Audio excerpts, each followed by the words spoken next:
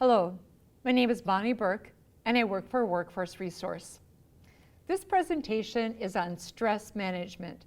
It is a part of our Career Services webinar series. When I think of stress management and when I was putting together the material for this webinar, I was relating it not just to our personal lives, but also the stress of losing a job, the stress of looking for a job. The 3 points I would like you to be able to take away from this webinar are, I want you to be able to identify what is stress, and along with its symptoms, its sources, and its potential effects. I also hope that you can take away and be able to demonstrate an understanding of some tools and techniques to be able to reduce stress in your life. And also, I'm going to encourage you to develop a plan for minimizing job search and also work stress. So to begin with, what is stress? We hear about it all the time. Well, this is the definition. Stress is a physical and an emotional response or reaction to any perceived threat or change. Something that causes strong feelings, typically worry or anxiety. So do you find yourself worrying? Do you find yourself being anxious? That's stress. I want you to share this little cartoon with you. I don't know if that's his wife or a counselor. However, she says, "You worry too much. It doesn't do any good." The little guy responds by, "It does for me. 95% of the things I worry about never happen." Is that true for you also? Stress can affect us in so many different ways. I'd like you to watch a couple of minutes of this video, and it's going to define what is stress and how it can affect us. What is the single most important thing we can do to manage our stress? A few years ago, we moved our family to France for 3 months. It was the time of the European Cup football championships, and so we would take our kids to the local bar to watch the game on TV. Watching the moods of people from different countries swing from pure joy to total anxiety to despair and back again was as entertaining as the game itself. And I wondered if there was any scientific analysis of how this kind of stress affects people. And it turns out there has been a study. In the quarterfinal of the 1996 championships between the French and Dutch teams, a draw at the end of overtime resulted in a sudden death penalty shootout, which was won by the French. When researchers looked back to see if there were health changes on that day, it turned out there was a relative increase in the risk of death from a heart attack by about 50% among the Dutch men on the day of the match compared with the 5 days on either side of the match. There was no such effect on French men, or women from either country for that matter. So this story is striking because it's about one event and really one negative health outcome of stress. But in reality, stress is very complex, multiple factors and multiple outcomes. The physiologist sees stress as increased blood pressure, heart rate, or changes in the chemicals that modulate the immune system. The social worker sees vulnerability with compromised social networks, coping, and problem-solving skills. The doctor sees increased visits. It's estimated that up to 70% of primary care visits are stress-related. Worse health outcomes, bad self-treatment with alcohol and drugs, gateways to depression and anxiety, and of course a worse quality of life. These perspectives represent the standard negative picture of stress, but I believe we also see a positive side to stress. Athletes who are able to find a stress level that is high, but not too high for optimum performance. Executives or mothers or aid workers who manage stress like a bicycle tire. They regulate enough pressure to keep rolling, but not too much so that if they hit a bump, they explode. So I want to take a few minutes now and just talk about some of the things that the doctor talked about in the video. How can stress affect us? Well, it definitely can affect us cognitively. It can make us forgetful. Do you ever go to the refrigerator and you forget what you went there for? It happens to me all the time. I think it's normal though, to be honest with you. However, if we're forgetting a phone number that we always used to know, if we're forgetting what we're supposed to be getting at the store, if we're forgetting more and more every day, it may be a sign that stress is affecting us. Stress can also affect our ability to think clearly. It affects us in a way that makes it really difficult sometimes to concentrate. And it also can impair our sense of humor. You can watch a sitcom and not smile. That's when stress has really affected you. Stress can also affect us physically.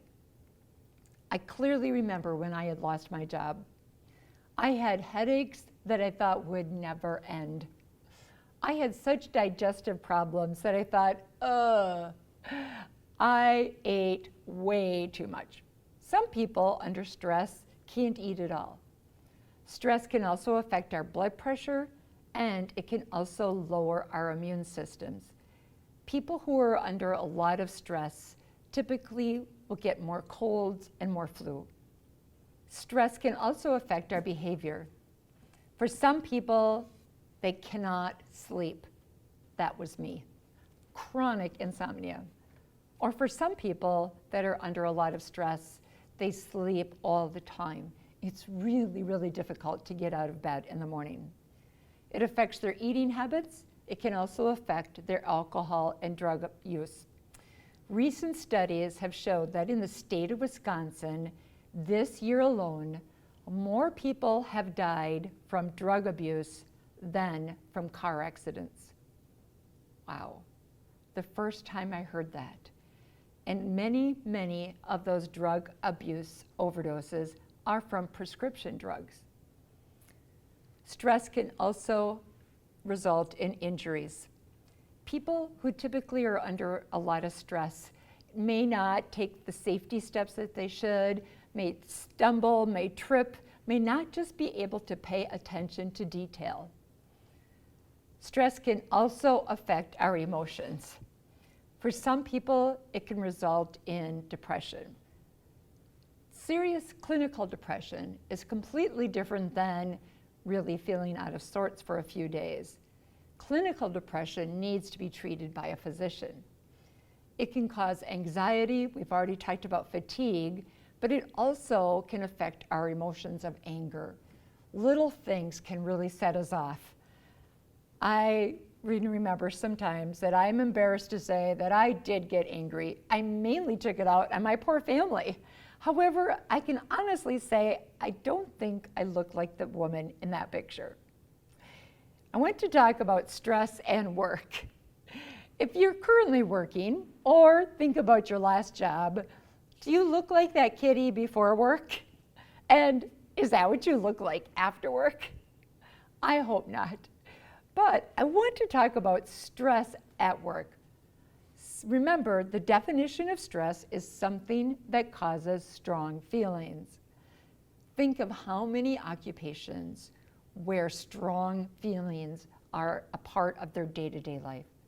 If you are an EMT, if you are a firefighter, if you are a police officer, the stress of that job can be overwhelming sometimes.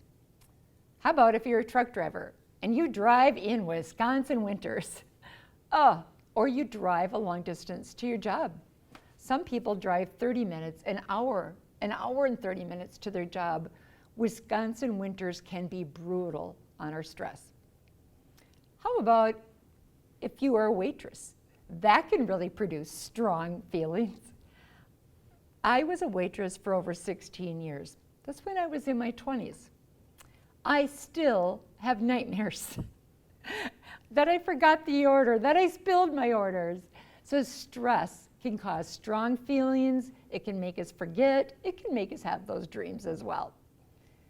What if you have an administrative type job and your workload is overwhelming? You may have to come in early if you stay late. To do that occasionally is absolutely fine. However, if that's a normal part of your job, that workload can cause stress. I have a little survey that I want you to take, and it's called a workplace stress survey. If you're not working currently, just think about your last job when you answer the questions.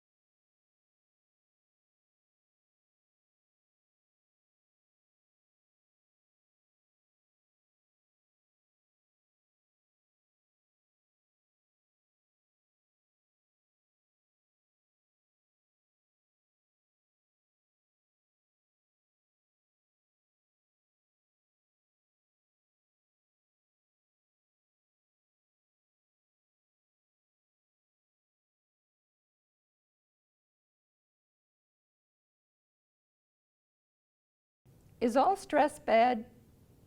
No. I want to talk about some good stress. Have you heard of the term eustress? Eustress gives one the feeling of fulfillment. I'm going to give you some examples. That's actually from dictionary.com. So look at these Olympic skaters. This is their job. Is this good stress, eustress, or is it bad stress? Well, it depends on the outcome. If they win, it is eustress. They are elated. All of that hard work is absolutely worth it. If they injure themselves or if they come in last, they don't get to experience that joy. Good stress or bad stress? If you're a student, the hours of studying, taking those tests, the financial burden, yet on the day you graduate, the eustress, absolutely. I want to give you a few more examples of eustress at work. Well, in manufacturing, some of the things that can cause a good stress are deadlines. And you might be thinking, what? If you have a deadline and you have the skills, the resources to meet those deadlines, it can be so fun, it can be so exciting, especially if you have an employer that appreciates that, gives you that high five and that thank you. Meeting goals. Some of our employers will give us very specific goals that they want us to accomplish. And when we meet those goals, it can be such a good feeling. How about when we get a promotion? Wow, that could be such a great feeling. Chances are you've worked hard, you've studied, may have taken some extra classes. Getting that promotion can also help your family life as well. On an average, we spend more than 1/3 of our day at work, if we're lucky. Sometimes if you work an 8-hour day and you may now have to work some overtime, don't forget about that commute time. We spend a lot of our workday when we're working at work. I'd like you to list some of the stresses from your last job. Give me a few examples. Was it reports? Was it deadlines? Was it your coworkers? How about your supervisor? I found this wonderful video and this amazing woman that I want you to watch her video.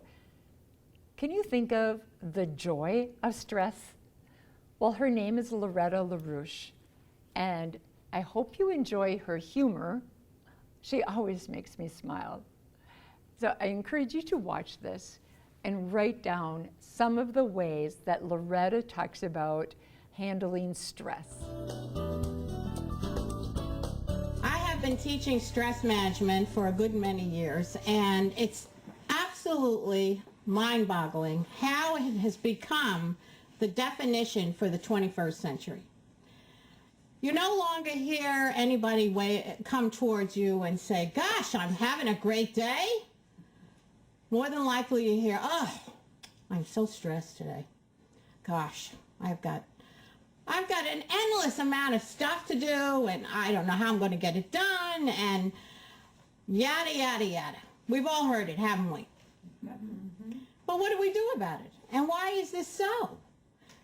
When Hans Selye discovered and researched stress, and he gave it a definition, it was really the utilization of the ability to discern when there was danger.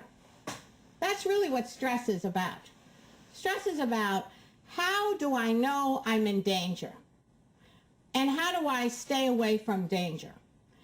And stress is defined really in two ways, because there's also a positive side to stress. So we have distress, which is the kind that happens when you're confronted with something, a challenge, and you have to really rise to the occasion, whether it's a car coming towards you on the highway and you have to divert your attention, or when somebody's following you and could possibly mug you and you have to escape. And then there's eustress, which is the positive side of stress, which most of us never even tap into, do we? We never think that, gee, I better have some stress because otherwise I'm really dead. Because when you have no stress, You can't even sit in a chair. You're a blob. Blobs have no stress. Corpses have no stress. They're stiff, but they have no stress. Stress is something that we want to embrace in some way. We want to say, gee, I have some stress today. I got to get up out of my bed. I got to get on the road. I got to get to work. I got things to do, places to go. I'm so excited. I got stress. Next, I want to start talking about some things that you can do to lighten your load. To lighten your load when you're job searching. To lighten your load if you've lost your job, or to lighten the load of work stress. If you've attended my Back to Basic webinar, you may have already seen the slide in some of these tips. I firmly believe it does not hurt to hear things twice. I love this saying. It is not the load that breaks us down. It's the way we carry it. I'm not telling you to carry a pile of wood on your back like that. However, I thought it represented that quote fairly well. It's how we carry it. Well, how do we lighten our load? Well, to me, the very most important and easy thing to do, and it doesn't cost any money, is laughter. Did you smile when you saw that picture of the baby? Well, I hope so. That's my adorable little granddaughter. And those sunglasses just kill me every time I see it. This YouTube video went viral. You may have already seen it. I love it. It's about a dad who had been looking for a job. He had several interviews and he got a rejection letter in the mail. Do you know what that feels like? Pretty upsetting. Very stressful time in someone's life. Well, he starts tearing up that letter and his baby starts to laugh. I hope this makes you laugh too.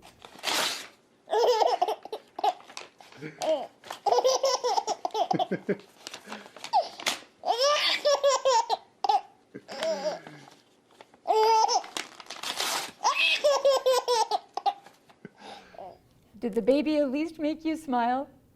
I bet it did. Another way to help you lighten your load is music. The power of the internet. There are so many inspiring songs out there. And YouTube, there's so many moving videos. The one that I want you to briefly listen to me, is so calming. When I was studying, when I was in school, when I'm doing research for a project from work, I try to put this type of music on. It helps me relax and it helps me focus.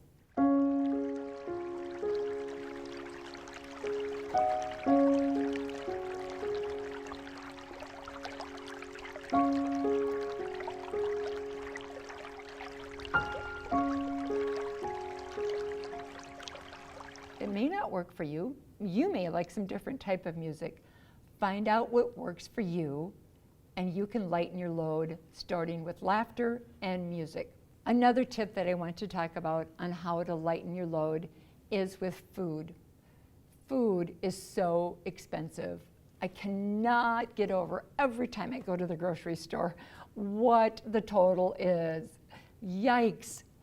However, when we are looking for a job, when we are under so much stress, remember our immune system is not at its optimum. This is a time when it's extremely important to eat good food. I'm not talking about ice cream, which I'm seriously addicted to, but I'm talking about food that has protein, has carbs that are not crazy carbs, fruits, vegetables, and don't forget to drink a lot of water. Avoid foods that's going to spike your sugar, such as coffee, such as candy, and then within a half an hour, your sugars are going to drop and you're going to feel just as miserable. So lighten your load by paying attention to the type of food that you are eating. Another tip to help lighten your load is actually doing stretching and deep breathing. When we're under a lot of stress, we tend to breathe really shallow. We're not taking those really deep, cleansing breaths. We're not getting enough oxygen in, and we're not getting rid of the carbon dioxide. Practice it. If you have to take a test, or if you are going for a job interview and you find yourself shaking a little bit, you're so nervous, do some good deep breaths and do some stretches. Maybe listen to some of your favorite music on the way. They all will help. This website from the Mayo Clinic can show some really easy stretches that can be done at work. Standing for long periods of time or sitting at a desk all day can take a toll on your neck. To prevent or reduce stiffness and pain, try simple neck stretches throughout the day. For the first stretch, lower your chin to your chest while keeping your shoulders nice and straight. Hold the stretch for 15 to 30 seconds. You'll feel tension in the back of your neck. Relax and slowly lift your chin to the starting position. Next, rotate your head to one side while keeping your shoulders nice and straight. Hold the stretch for 15 to 30 seconds. You'll feel tension in the side of your neck and your shoulder. Relax and slowly return to the starting position.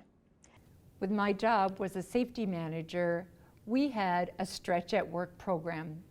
After our employees were at work every day for 3 hours and we had our first break, we would all get together in the break room and do some really cool stretches. I mean, it even feels good now just to do one of them. And so during that time, we would laugh about our family. We would try not to talk about work. We would connect, stretch, and breathe deep. We all felt typically so much better when we went back to work. Did everyone love it? No, maybe about 10% of people. They were pretty wimpy. They would do this kind of stretch.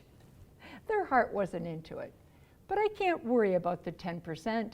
I really focused on the 90% of our employees who really benefited from the stretching, the time together, and the deep breathing.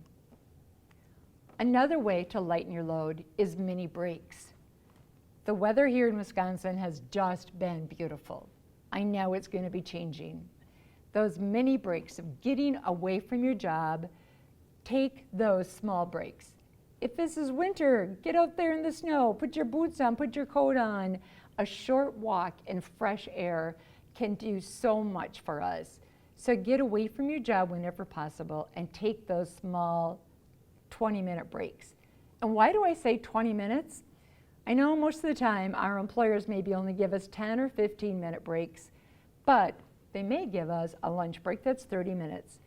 If so, during that 30 minutes, try hard to get some type of exercise. Because with a 20-minute walk, it doesn't have to be a run, our brains are going to start producing more endorphins. It's a scientific fact. Our brain recognizes exercise as this fight or flee, and that endorphins are what our brain naturally produces to that response. It is a feeling that people can become addicted to. Have you ever been a runner? Or, like me, a walker?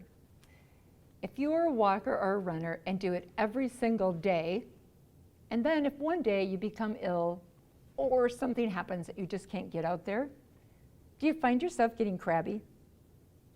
And why you're getting crabby is because your brain wants those endorphins. 20 minutes of exercise is a free and easy way to lighten your load. Another tool that I want to talk about is time management. As adults, even when we are job searching, is so important for us to look at. Because with all of the demands of, I have to do all this work for unemployment, or I have to do all these job searches, or I have to update my resume, and don't forget I have to water the plants, feed the dog, make supper, and do the laundry. Wow, the end of our day, we can be so exhausted. So a couple of the time management tips that I want to talk to you about is prioritizing. The importance of dealing with just one thing at a time. There's some research out there that says multitasking is a myth. Yet we live in a world that tells us we should be able to text, watch television, and maybe yell at the kids or do the dishes all at the same time. Well, we can, yet we are not doing them well. So try this. Do one thing at a time and do it well. Another tool is, if possible, delegate. If you have children, if you have a family or a spouse or even a friend, can they do some of those things that are on your list that can lighten your load? Can you manage interruptions? How many times are you in the middle of updating your resume or in the middle of a chore and the phone rings? Or a family member comes in and says, "Hey, honey." Managing those interruptions might be as easy as turning that phone off for a designated period of time every day. It may be just for 30 minutes to start with, yet when that phone doesn't ring, you can concentrate on what needs to be done. Some other things that I want to talk about that might help lighten your load. Oftentimes, the stressors in our life can be overwhelming and we need help. If you're working, oftentimes companies have a human resource department. Those employees are trained to help support their employees. Talk to your human resource department, because in addition to HR being trained, they may have a service called an Employee Assistance Program or an EAP. I'll tell you a personal story how EAP helped me. As an adult, I was working and also going to college. I had 3 children. My youngest child, I love him dearly, but he was a crazy teenager. He would make me crazy.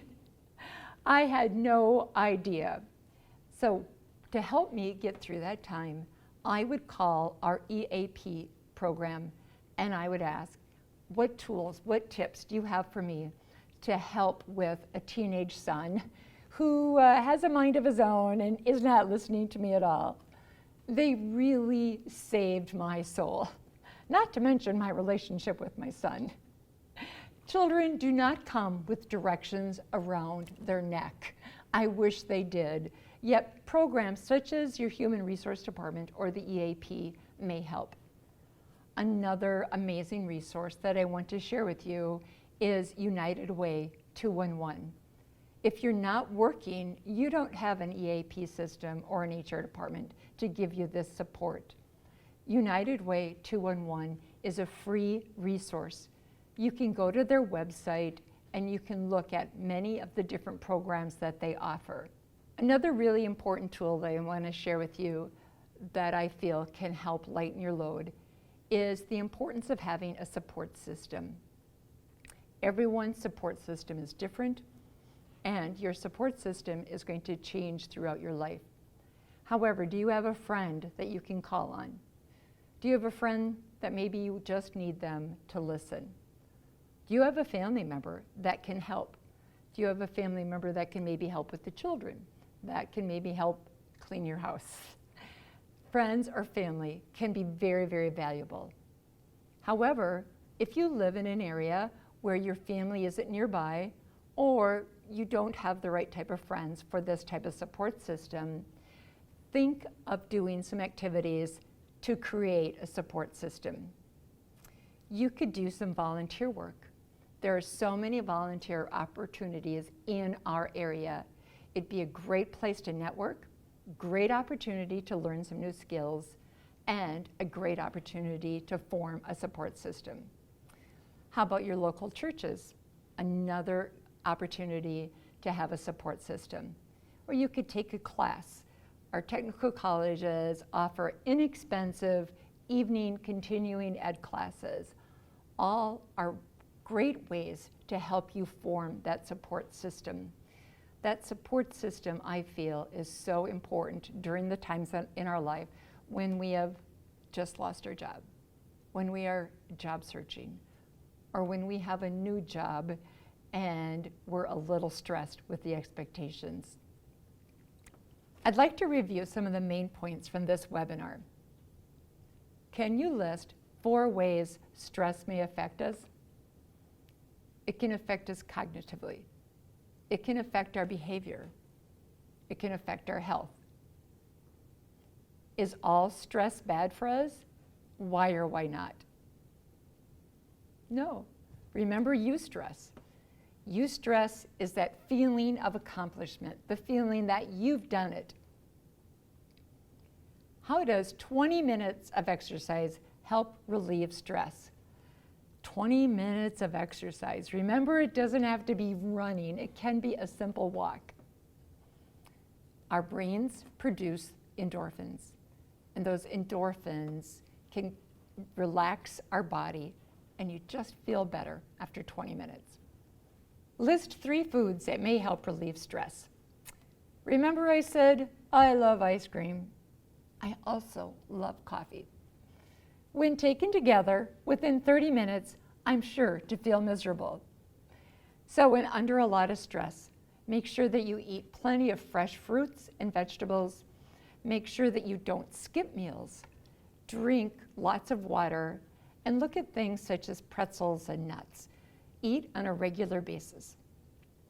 Why is it important to recognize stress when we're doing job search? Doing job search can be depressing. It can take us several weeks, if not several months, to find that next job. Job searching can make us feel sometimes, what's wrong with me? Why can't I find a job?